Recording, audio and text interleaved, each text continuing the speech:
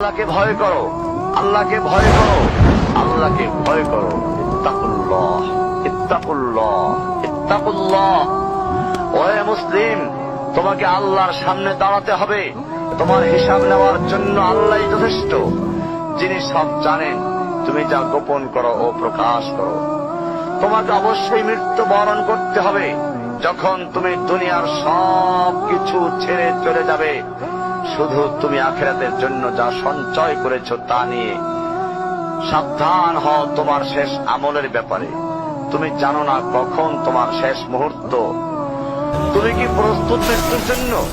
তুমি কি প্রস্তুত কবরের সওয়াল জবাবের জন্য? তুমি কি প্রস্তুত ভয়াবহ কিয়ামতের জন্য, হাসরের ময়দানের জন্য, হিসাব নিকাশের জন্য, আল্লাহকে জবাব দেওয়ার জন্য, মিজানের জন্য?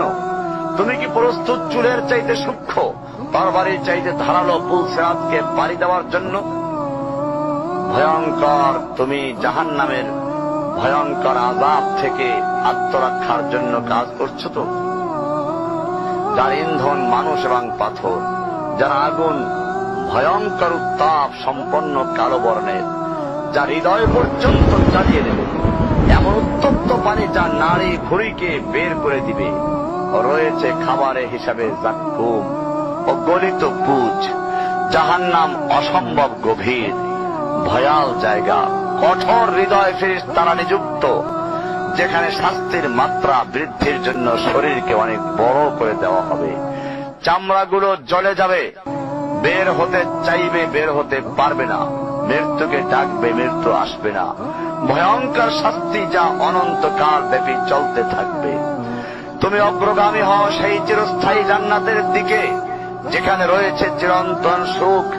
যা মন চাইবে তাই পাবে, যা আদেশ করবে তাই দেওয়া হবে। জেনে রেখো, দুনিয়ার চাওয়া পাওয়ার পূর্ণতার স্থান নয়। দুনিয়া চাওয়া পাওয়ার পূর্ণতার স্থান নয়। দুনিয়া চাওয়া পাওয়ার পূর্ণতার স্থান নয়।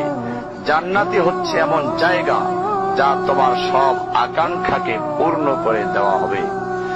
চির কিশোর সেবকগণ, চির যৌবনা সঙ্গিনীগণ, ফল মূল, গোশত, দুধের মধুর শরাবের নহর, উত্তম বাসস্থান ও বিছানা, চির আরাম, চির যৌবন, চির সুখ। অসংখ্য নেয়ামতের মাঝে সবচেয়ে বড় নেয়ামত হবে তুমি আল্লাহকে দেখবে।